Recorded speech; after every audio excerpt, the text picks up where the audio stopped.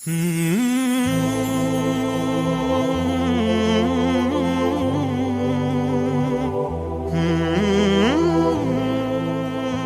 tidak ada yang bilang. Sebelum Ibnu Taimiyah dan Ibnu Qayyim al-Jauziyah tidak ada yang mengatakan bahawa surga dan neraka itu tidak kekal. Tidak ada.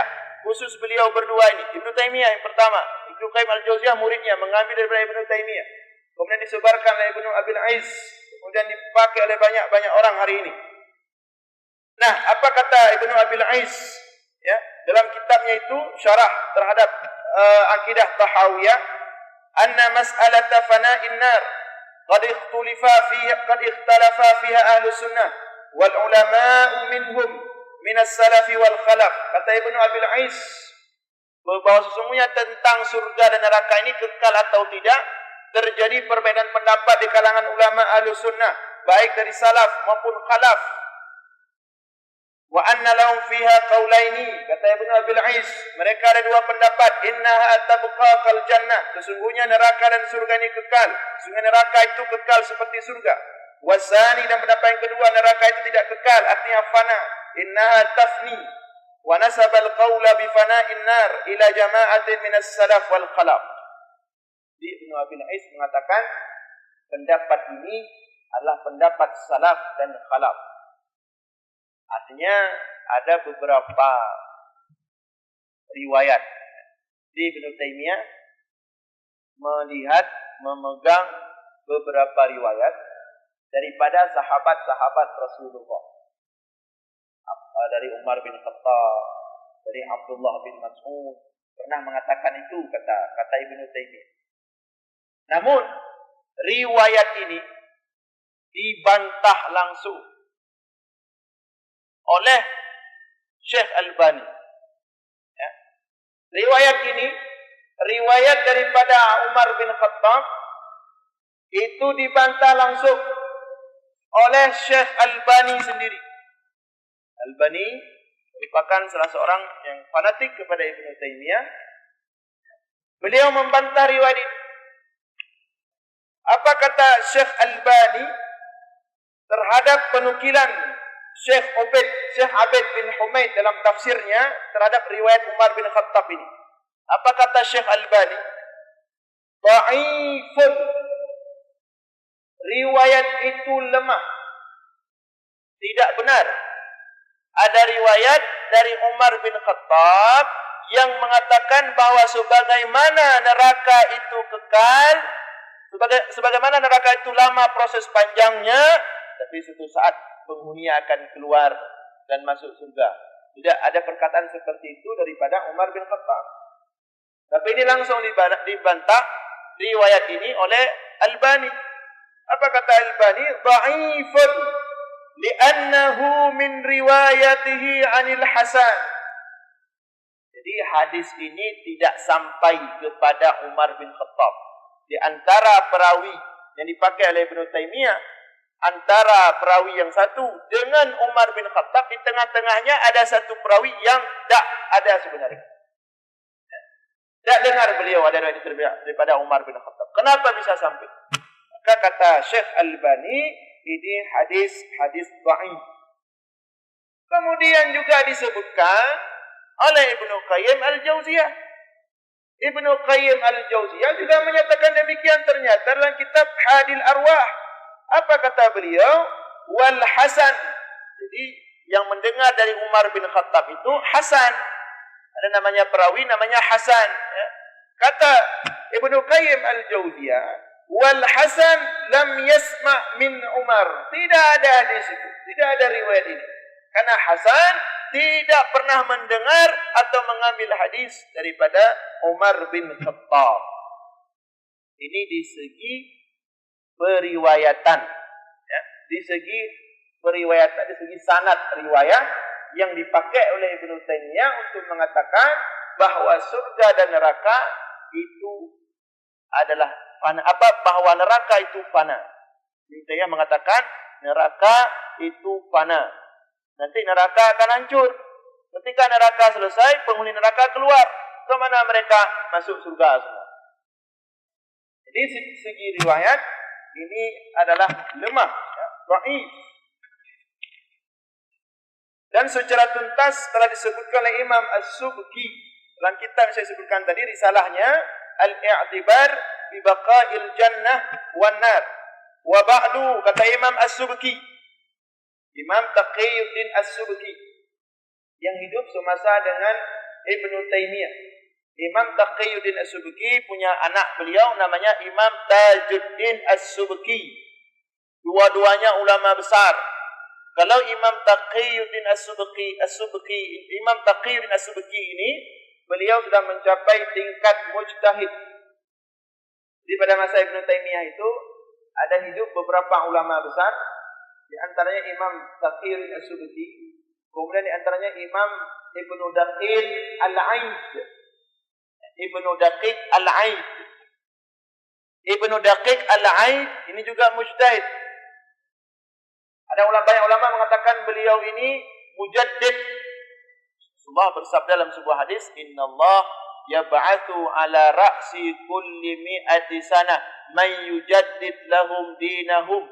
Sesungguhnya Allah akan menghidupkan setiap 100 tahun sekali seorang pembaharu, seorang mujaddid untuk memperbaharui agama ini, untuk menjaga agama ini.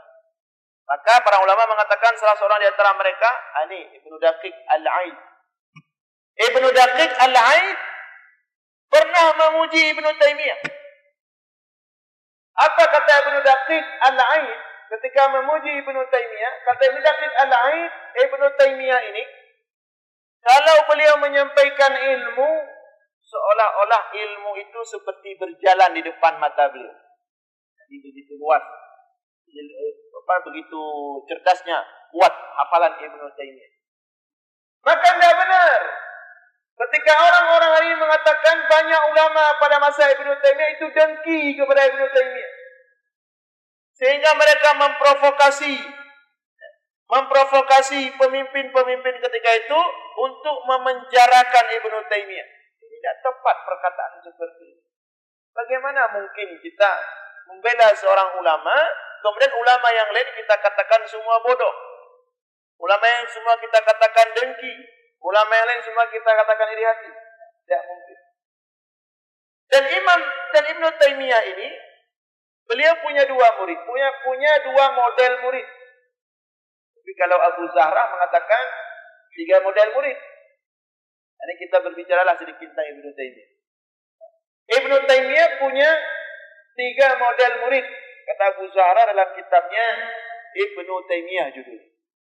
Kata Abu Zahra, model yang pertama murid Ibnu Taimiyah itu model yang sangat fanatik dengan beliau. Siapa ini? Itu Ibnul Qayyim Al-Jauziyah. Ini sangat fanatik dengan Ibnu Taimiyah. Apapun yang dikatakan oleh Ibnu Taimiyah, apapun disampaikan oleh Ibnu Taimiyah, itu beliau pegang kuat. Bahkan banyak isi kitab Ibnu Qayyim Al-Jauziyah secara keseluruhan itu daripada Ibnu Taimiyah. Kemudian model yang kedua, itu model seperti tidak fanatik. Artinya mereka mendukung Ibnu Taimiyah sangat kuat, namun di sisi lain mereka juga mengkritisi Ibnu Taimiyah. Ini model murid Ibnu Taimiyah yang kedua. Siapa mereka? Seperti Imam Az-Zahabi. Imam Az-Zahabi dan Ibnu Katsir. Imam Az-Zahabi dan Ibnu Katsir, ini dua orang ini murid Ibnu Taimiyah, tapi tidak fanatik, tidak seperti Ibnu Qayyim Al-Jauziyah. Imam Az-Zahabi kalau kita lihat dalam kitab Siyar A'lamin Nubala dan dalam beberapa kitab beliau yang lain, beliau begitu luas, begitu dalam pujiannya kepada Ibnu Taimiyah. Tapi beliau juga ada hal yang beliau kritisi tentang Ibnu Taimiyah. Apa kata beliau? Bahwa Ibnu Taimiyah ini ada sedikit hiddah. Apa itu hiddah? Sedikit kasar. Jadi kalau ngomong itu ilmunya luas, ilmunya dalam, hafalannya kuat, cerdas. Siapapun baik yang pro maupun yang kontra kepada Ibnu Taimiyah semua mengakui kecerdasan, kelebihan, keluasan ilmu Ibnu Taimiyah. Tapi kata Imam Az-Zahabi, cuman ada sedikit dalam ketika beliau berbicara itu hiddah. Ketika Ketika beliau membantah orang lain itu agak sedikit keras caranya. Ketika beliau menyalahkan orang lain, membid'ahkan orang lain, mengatakan kufur kepada orang lain, itu kurang. Pokoknya agak sedikit kasar. Ini kata Imam Az-Zahabi. Kemudian, ini model yang kedua. Jadi objektif. Tidak fanatik, tidak melawan. Model yang ketiga, ini model lawan habis. Sisi mata sisi lagi yang model. Setiap orang itu ada yang mendukung 100%, ada yang melawan 100%, ada yang objektif. Model yang ketiga, ada yang melawan habis. Siapa di antaranya? Abu Hayyan Al-Andalusi. Di Abu Hayyan Al-Andalusi ini pengarang tafsir Al-Bahrul Muhit. Tafsir Al-Bahrul Muhit itu luas kan. Tafsir lebih kepada sisi bahasa. Nah, Abu Hayyan Al-Andalusi pernah datang ikut pengajian dengan Ibnu Taimiyah. Entah bagaimana kemudian berdiskusi dengan Ibnu Taimiyah, maka kena hati Abu Hayyan.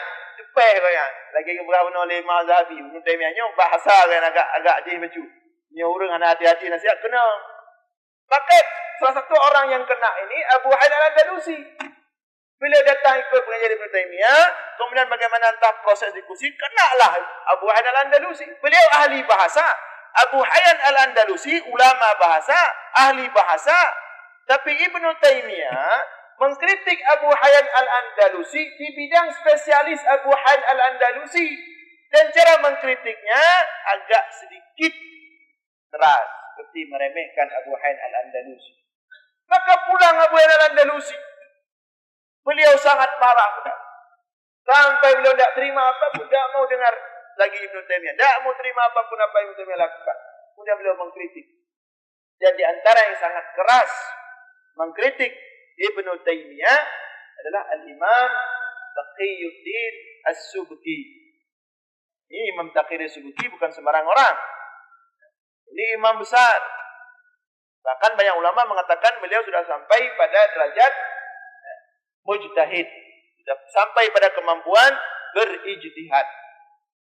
Nah, di antara yang berkomentar tentang Imam Ibnu Taimiyah ini, Ibnu Daqiq tadi, Ibnu Daqiq Al-Aid. Jadi sudah saya sebutkan tadi kata Ibnu Daqiq Al-Aid. Ibnu Taimiyah ini hafalannya kuat sekali. Kalau dia ngomong seperti dia melihat ilmu itu berjalan di depan matanya. Di komentar Ibnu Daqiq Al-Aid. Tanya yang dengar, wahai Imam, apakah Anda pernah ngomong dengan Ibnu Taimiyah? Anda ini puji dia. Anda pernah ngomong enggak dengan Ibnu Taimiyah? Ditanya sama orang itu, orang yang mendengar Ibnu Daqiq Al-Aid. Anda pernah ngomong enggak sama beliau? Anda pernah diskusi enggak sama beliau? Jadi burungnya kena tanya, dak sembarangan puji pokoknya. Nan pernah diskusi, nan pernah pegang hafal langsung. Apa kata Ibnu Daqiq Al-Aid? Inni uhibbus sukut wa huwa yuhibbul kalam. Bukan tak pernah ngomong, bukan tak pernah diskusi. Cuman aku ini orang yang suka tak banyak ngomong. Sedangkan Ibnu Taimiyah ini suka banyak ngomong. Bahkan tak pernah saya ngomong dengannya. Jadi, inilah beberapa kondisi, beberapa ulama dan komentar tentang Ibnu Taimiyah yang mereka semua hidup pada masa Ibnu Taimiyah. Maka beginilah cara ketika kita melihat seseorang. Ketika kita melihat seseorang ulama, mengomentari seorang ulama, itu harus seperti itu. Tidak bisa dengar-dengar saja, kemudian langsung memvonis. Ini sesat, ini tidak sesat.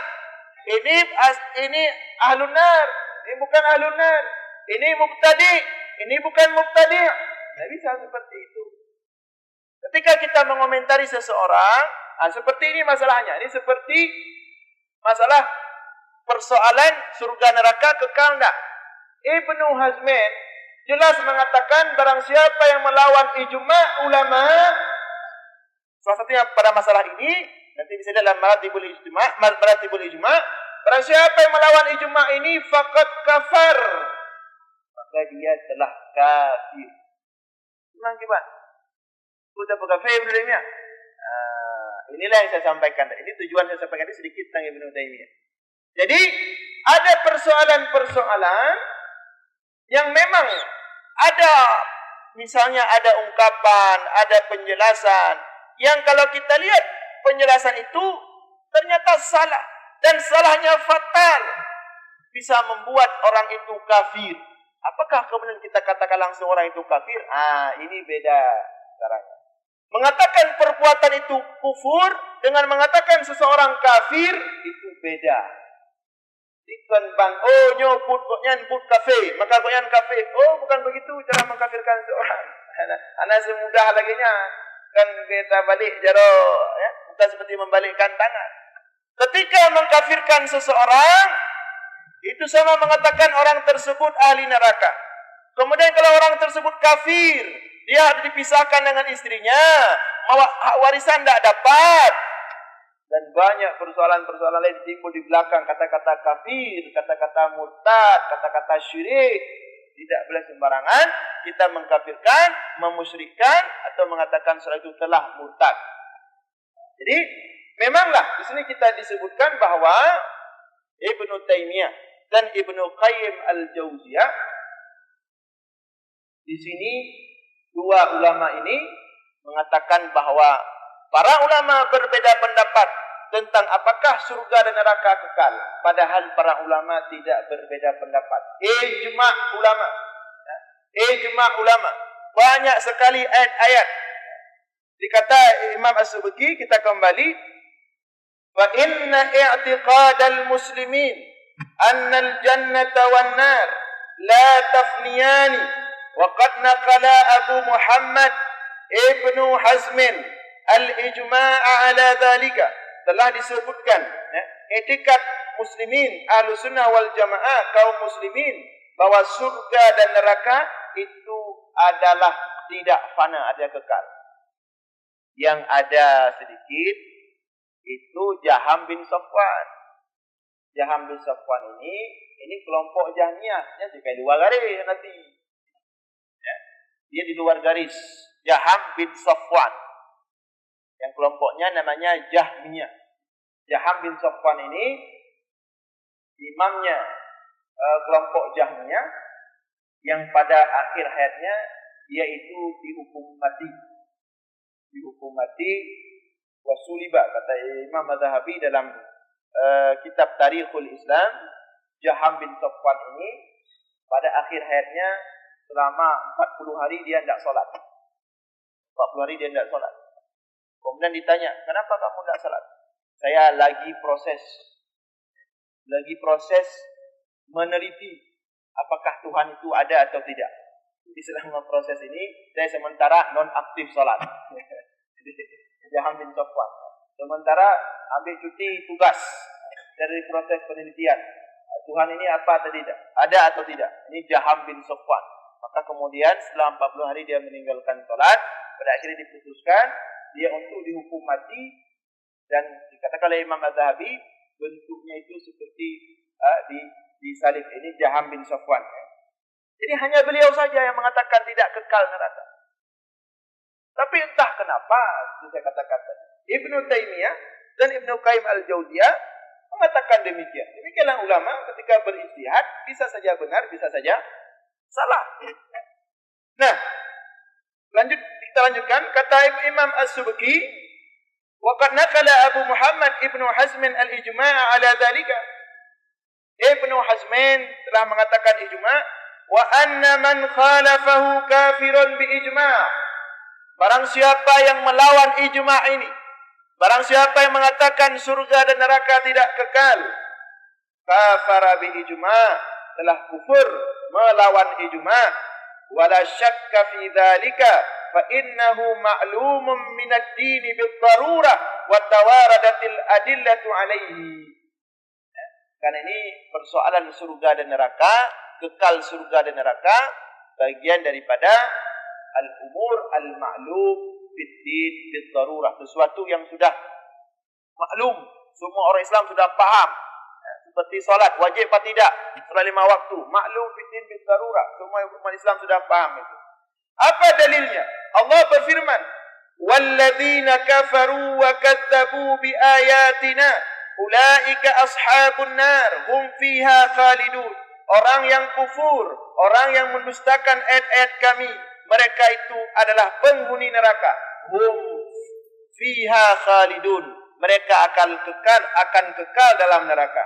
Dalam ayat yang lain Allah berfirman, bala man kasaba sayyi'atan wa ahatat bihi khati'atuhu fa ulaika ashabun nar hum fiha khalidun. Kekal dalam neraka. Tapi mereka mengatakan begini, maka agak aneh sedikit ini pendapatnya. Mengatakan begini, maksud kekal mereka dalam neraka itu selama neraka masih ada. Kalau neraka tidak ada lagi, maka mereka tidak kekal lagi. Itu pembahasan seperti itu. Kata mereka seperti itu. Jadi maksud kekal selama neraka ada. Bisa tidak anda paham? Kerana kekal dalam rumah selama rumahnya mentang tidak. Bisa dikatakan kekal tidak seperti itu? Anda bisa dikatakan kekal. Yang namanya kekal tanpa batas, tidak ada akhir. Itu namanya kekal. Jadi kalau kita katakan penghuni neraka akan kekal dalam neraka selama neraka ada, itu ahli bahasa akan protes. Kalau begitu persoalannya, jangan bilang kekal. Bilang saja Anda akan terus dalam neraka selama neraka ada. Jangan bilang kekal. Karena kalau ketika Anda katakan Anda kekal selama neraka ada, berarti kan kekal. Baru betul Anda kekal selama neraka. Anda kekal karena neraka kekal itu baru betul di segi bahasa. Nah, banyak dalil-dalil yang lain. InsyaAllah kita lanjutkan pada pertemuan minggu depan. Berhubung sudah masuk waktu Isya, sampai di sini dulu. Mudah-mudahan ada manfaat. Demikian dapat saya sampaikan. Aqulu qawli hadza wa astaghfirullah li wa lakum. Wassalamualaikum warahmatullahi wabarakatuh.